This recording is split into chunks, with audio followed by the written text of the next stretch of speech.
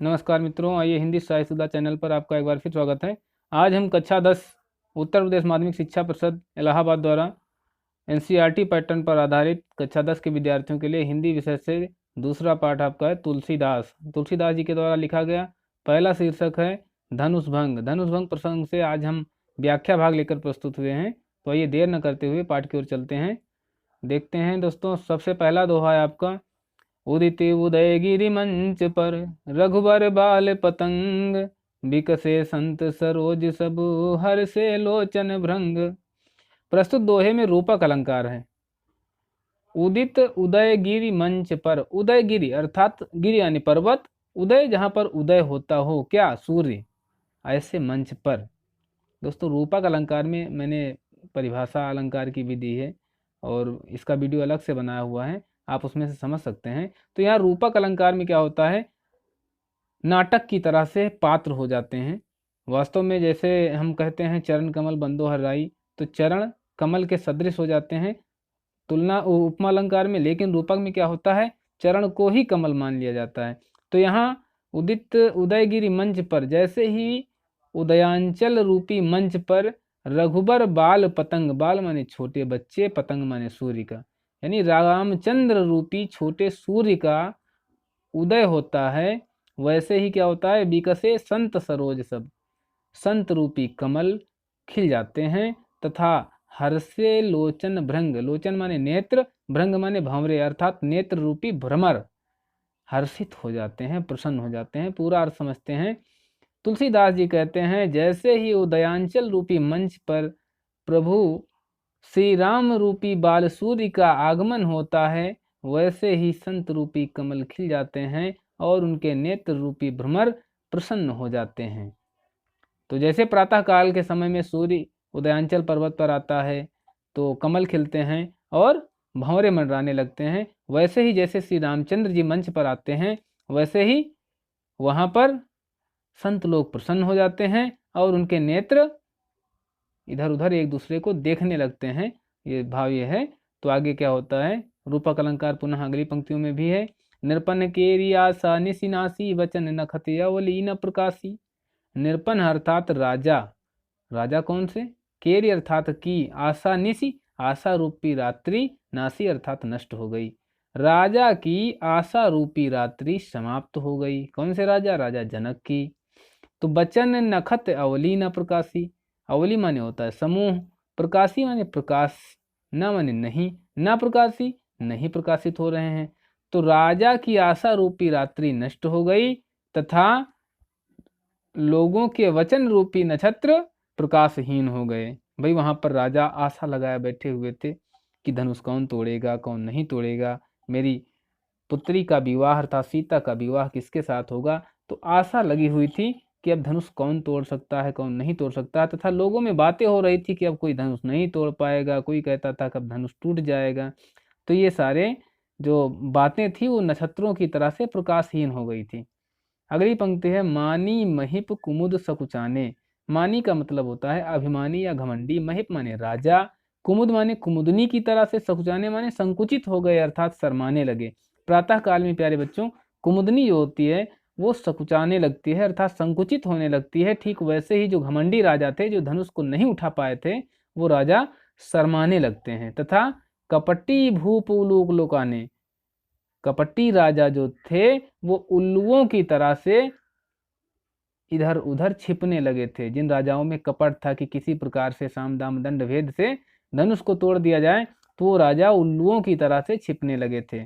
आगे क्या होता है, भये विशोक, विशोक माने शोक रहित अर्थात दुख रहित। कोक, कोक माने कोक पक्षी होता है, प्रातः काल में कोक को चकवा पक्षी के नाम से जाना जाता है। प्रातः काल की बेला में ये दोनों मिल पाते हैं, शेष नहीं मिल पाते हैं। तो यहाँ पर कहा है कवि ने कि भये विशोक कोक मुनि देवा, मुनि और देवता लोग शोक रहित होकर के कोक हो गए हैं। कोक होने का भाव है एक दूसरे से मिल रहे हैं यानी गले मिल रहे हैं। तो बरस ही सुमन जनावह सेवा, और वो पुष्प वर्षा कर रहे हैं। सुमन माने पुष्प, बरसा माने बरसा रहे हैं, और जनावह सेवा अपनी सेवा का लाभ ले रहे हैं। प्रभु पर पुष्प वर्षा करके अपने पुण्यों को संचित कर रहे हैं। फिर क्या होता है, अभी इतने तक तो आपका रूपक अलंकार हुआ। आगे ध्यान देते हैं, गुरुपद वंदित सहित अनुरागा, राम मुनि ने सन आयुष मांगा।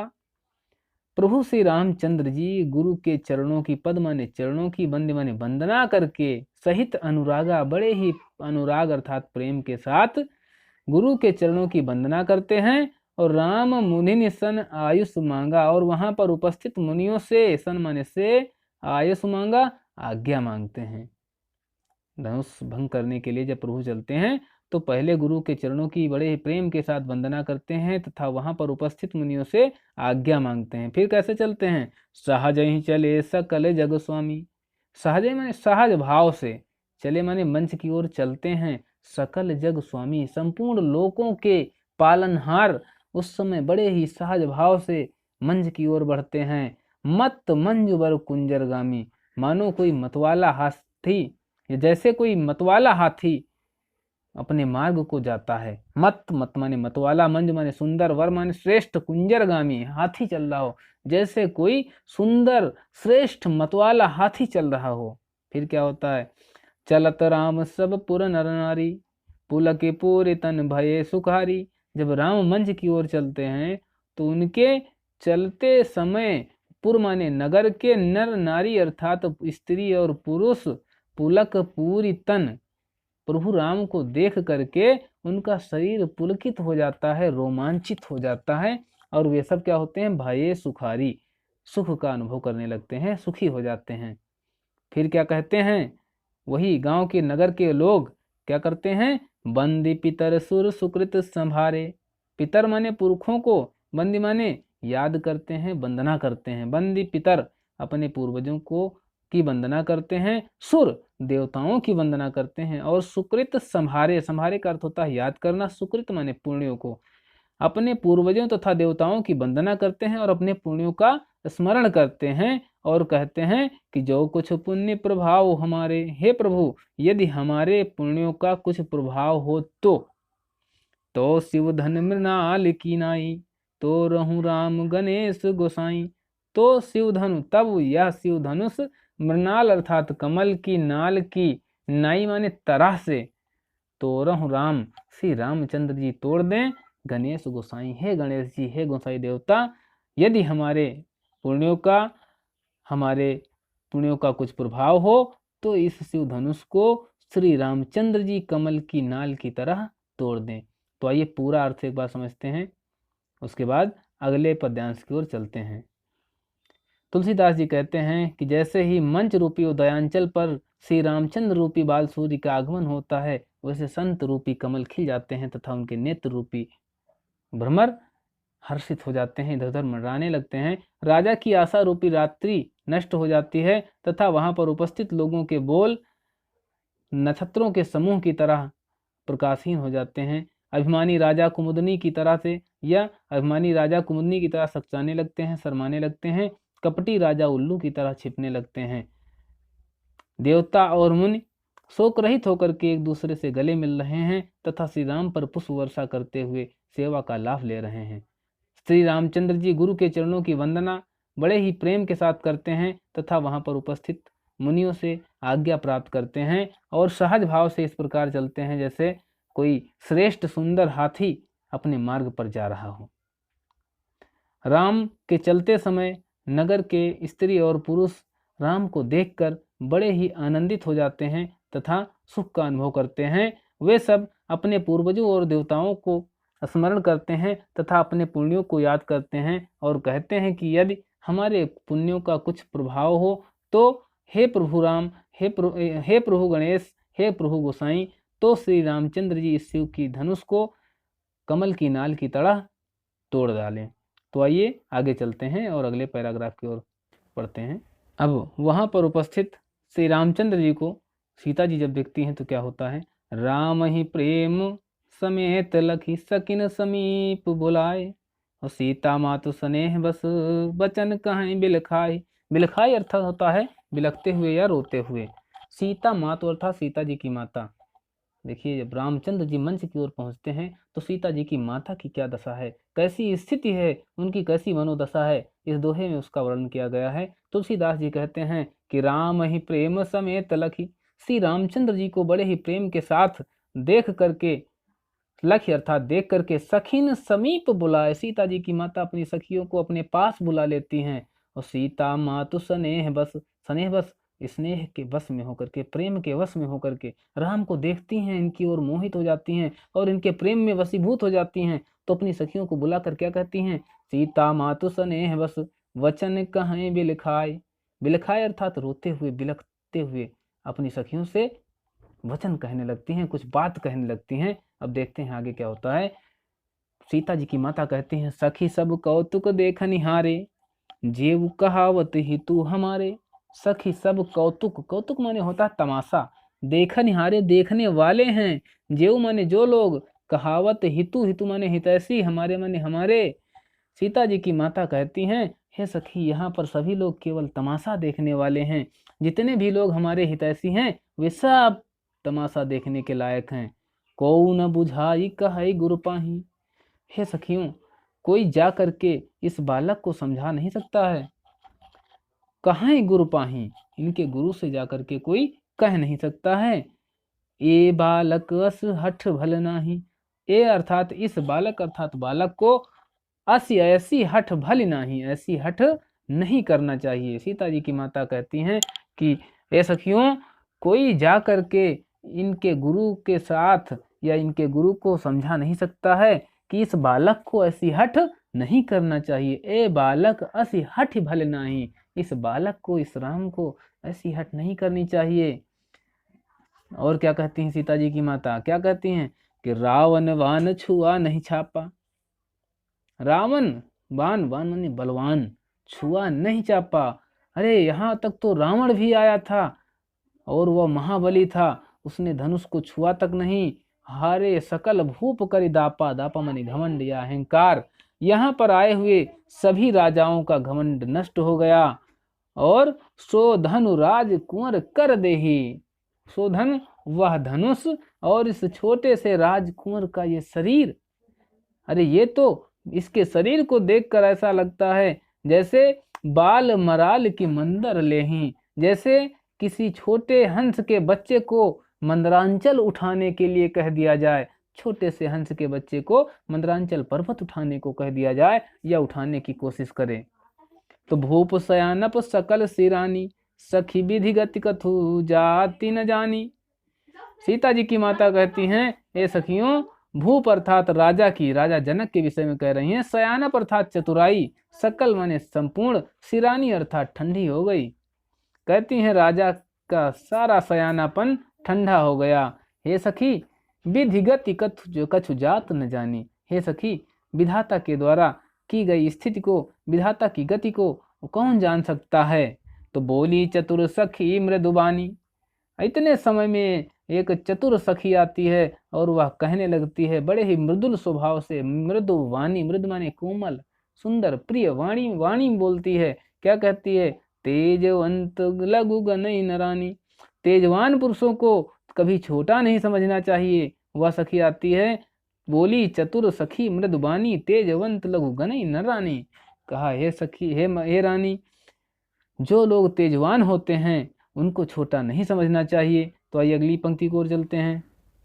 सखी कहती है, कहाँ कुंभज कहाँ सिंधु अपारा। कुंभज अर्थात ऋषि अगस्त की बात की जा रही है। उनका जन्म घड़े से हुआ था। कुंभ अज, कुंभ अर्थात घड़े से, अज माने जन्मे हुए। तो कहाँ कुंभज कहाँ सिंधु अपारा, और उन अगस्त मुनि ने, जिनका जन्म घड़े से हुआ था, उन्होंने सारे समुद्र के जल को पी लिया था, ऐसा माना जाता है। तो कहाँ कुंभज कहाँ सिंधु अपारा, सोख्यो सुजसु सकल संसारा। हे महारानी, कहाँ घड़े से पैदा हुए ऋषि अगस्त और कहाँ इतना विशाल समुद्र। उन्होंने उस सारे समुद्र के जल को पी लिया और उनका प्रताप, सुजसु सुंदर यश, सकल संसारा संपूर्ण संसार में फैल गया। और क्या कहती है उनकी सखी, रवि मंडल देखत लघु लागा। रवि अर्थात सूर्य का मंडल, आभा मंडल, देखत लघु लागा, देखते हुए बड़ा छोटा लगता है। लेकिन उदयता त्रिभुवन तम भागा। सूर्य देखने में तो बहुत छोटा लगता है, लेकिन उदित होते ही तीनों लोकों का अंधेरा भाग जाता है। तो आइए पूरा अर्थ एक बार फिर समझते हैं। तो पहले दोहे का अर्थ समझते हैं, फिर चौपाइयों का अर्थ समझते हैं। श्री रामचंद्र जी को बड़े प्रेम के साथ देखकर तथा अपनी सखियों को पास में बुलाकर सीता जी की माता बड़े प्रेम के साथ दुखी होकर के बिलखते हुए मधुर वचन कहती हैं, हे सखियों, यहाँ पर उपस्थित सभी लोग तमाशा देखने वाले हैं। जितने भी लोग हमारे हितैषी हैं वो सब तमाशा देखने वाले हैं। कोई जा करके इस बालक को और इसके गुरु को समझा नहीं सकता है कि इस बालक को ऐसी हठ नहीं करनी चाहिए। अरे महाबली रावण आया और उसने धनुष को छुआ तक नहीं तथा बड़े बड़े राजाओं का घमंड चकनाचूर हो गया।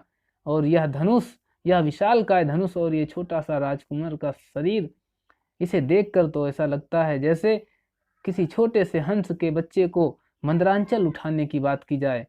तो राजा का सारा सयानापन ठंडा हो गया। सखी, विधाता की किसी भी स्थिति को जाना नहीं जा सकता है, विधाता की लेखनी को जाना नहीं जा सकता है।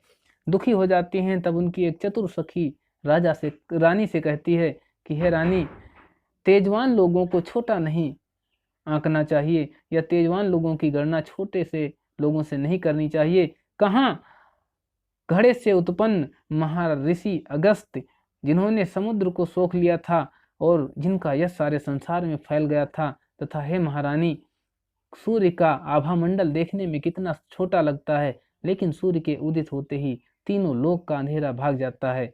तो आगे, अब आइए आगे पढ़ते हैं। मंत्र परम लघु जासु बस विधि, हरिहर सुर सर्व, महामत गजराज कहूँ बस करे अंकुश खर्व। सखी कहती है, हे महारानी, मंत्र तो बहुत छोटा होता है, लेकिन लघु माने छोटा, जस माने जिसके वश अर्थात वश में, विधि हरिहर, विधि अर्थात ब्रह्मा, हरि अर्थात विष्णु, हर अर्थात महादेव जी, सुर अर्थात देवता, सर्व अर्थात सभी। कहा, हे महारानी, मंत्र तो बहुत छोटा होता है, लेकिन उसके वश में ब्रह्मा, विष्णु और महेश और सभी देवता वशीभूत हो जाते हैं। तथा हे महारानी, महामत गजराज कहूँ, महामत वाले गजराज हाथी को बस में करने वाला अंकुश, अंकुश भी खर्व अर्थात छोटा होता है। हे महारानी, कि मंत्र तो बहुत छोटा होता है, लेकिन उस मंत्र के वश में ब्रह्मा, विष्णु, महेश और सभी देवता हो जाते हैं।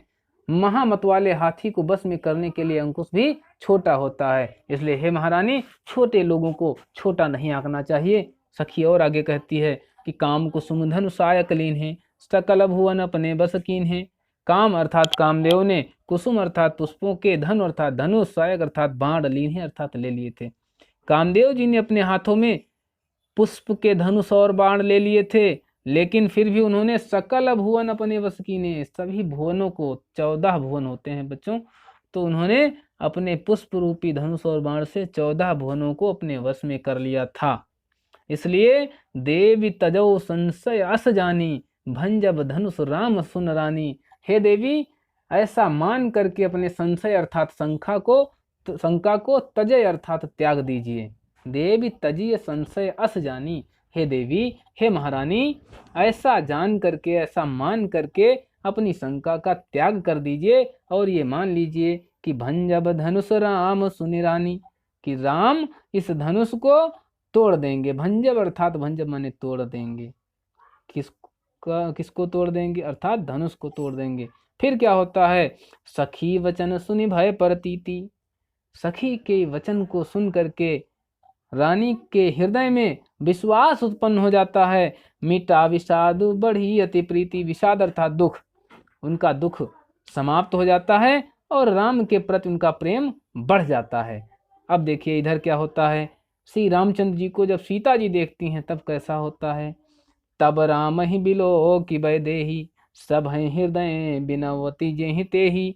तब श्री रामचंद्र जी को सीता जी देखती हैं और सभय हृदय, सभय अर्थात भय के साथ में, हृदय मन में, बिनवती जेहि तेहि, जिस तिस देवता की वंदना करती हैं बड़े ही भय के साथ, हृदय से अर्थात मन ही मन, जिस देवता को देखो, जिस तिस देवता को देखो उसकी वंदना करती हैं। और क्या करती हैं?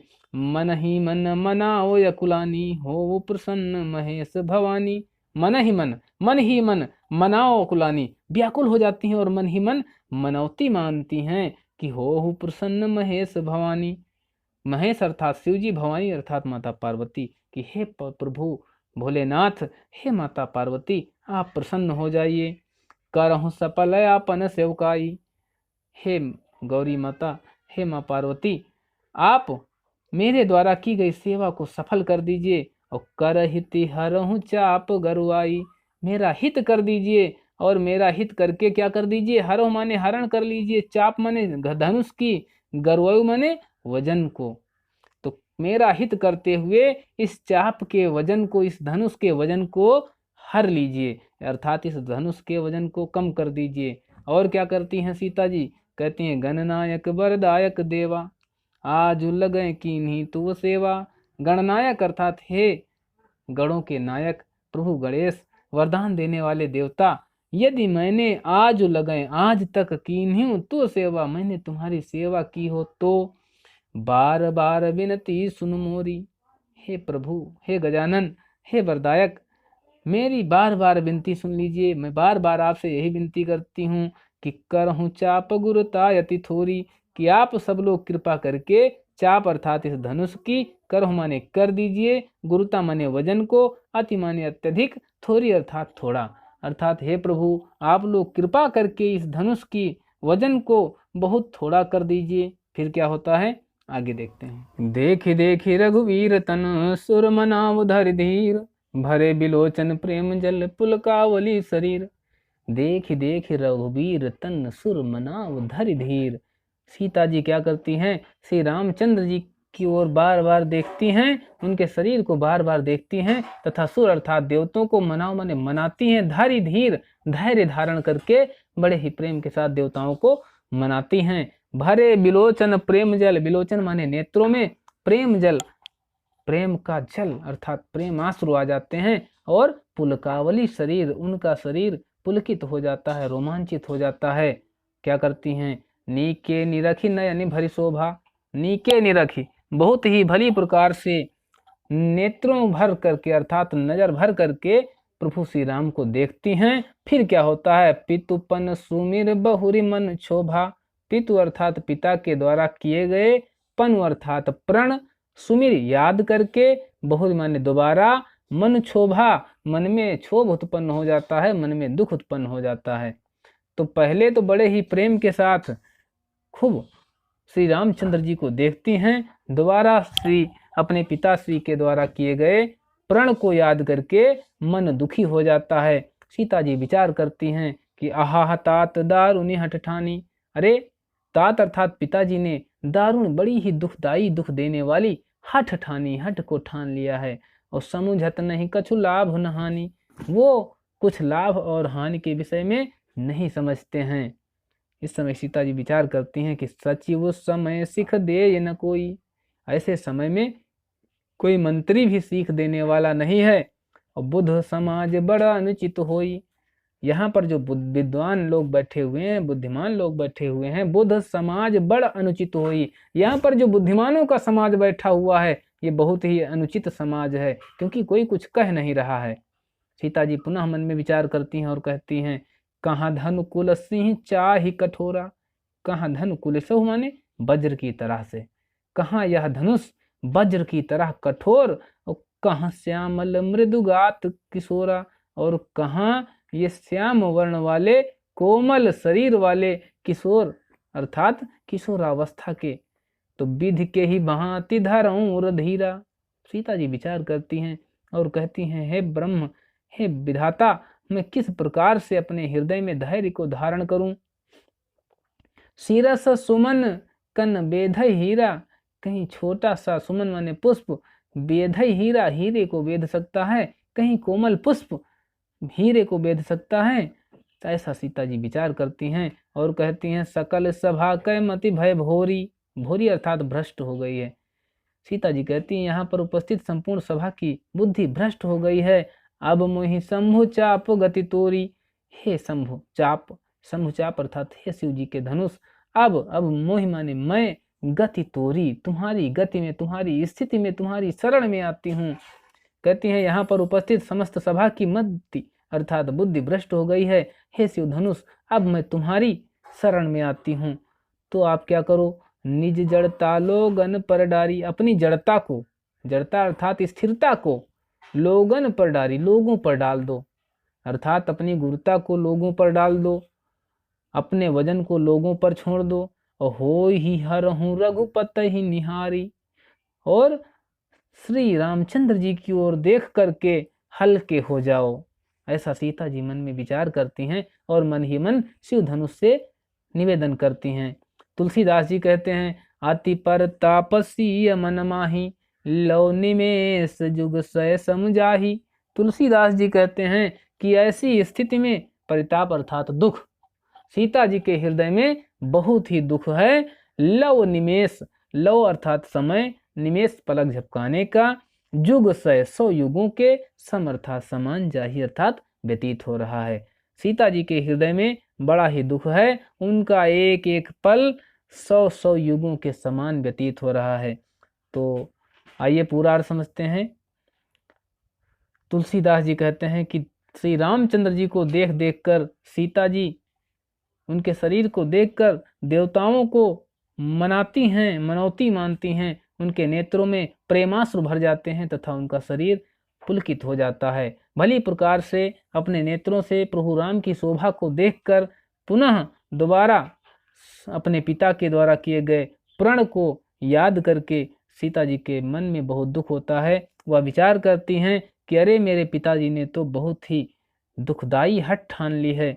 वह कुछ लाभ और हानि के विषय में नहीं विचार कर रहे हैं तथा उपस्थित मंत्रीगण कोई सीख नहीं दे रहे हैं, और यहाँ पर बैठा हुआ बुद्धिमान समाज या विद्वान लोग बड़ा ही अनुचित कार्य करवा रहे हैं। कहाँ यह वज्र की तरह कठोर धनुष और कहाँ यह श्याम वर्ण के कोमल शरीर वाले श्री राम। किस प्रकार से, हे विधाता, मैं किस प्रकार से अपने हृदय में धैर्य रखूं? कहीं कोमल पुष्प हीरे का वेध कर सकता है। यहाँ पर उपस्थित संपूर्ण सभा की मति अर्थात बुद्धि भ्रष्ट हो गई है। हे शिव धनुष, अब मैं तुम्हारी शरण में आती हूँ, ऐसा कहती हैं सीता जी। और कहती हैं कि हे शिव धनुष जी, आप अपनी गुरुता को, अपने वजन को यहाँ पर बैठे हुए लोगों पर डाल दीजिए तथा श्री रामचंद्र जी को देखकर हल्के हो जाइए। तुलसीदास जी कहते हैं कि सीता जी के मन में बहुत ही दुख है, उनका एक एक पल 100 युगों के समान व्यतीत हो रहा है। तो आइए बात करते हैं भाषा शैली की। तो भाषा इसकी अवधि है, रामचरितमानस अवधी भाषा में लिखा गया प्रबंध काव्य है। शैली आपकी प्रबंधात्मक होगी। और अलंकारों की बात करें तो अनुप्रास, रूपक, उपमा, उत्प्रेक्षा आदि अलंकारों का बहुत ही सुंदर यहाँ पर प्रयोग किया गया है। तो मिलते हैं इस भाग के दूसरे भाग में। यह आपका पहला भाग आज यहीं पर समाप्त होता है। यदि आपको हमारा वीडियो अच्छा लगता है तो मेरे वीडियो को आप लाइक करिए, चैनल को सब्सक्राइब करिए तथा शेयर करिए। यदि कोई बात नहीं समझ में आ रही तो कमेंट जरूर करिए। मिलते हैं नए वीडियो के साथ। नमस्कार।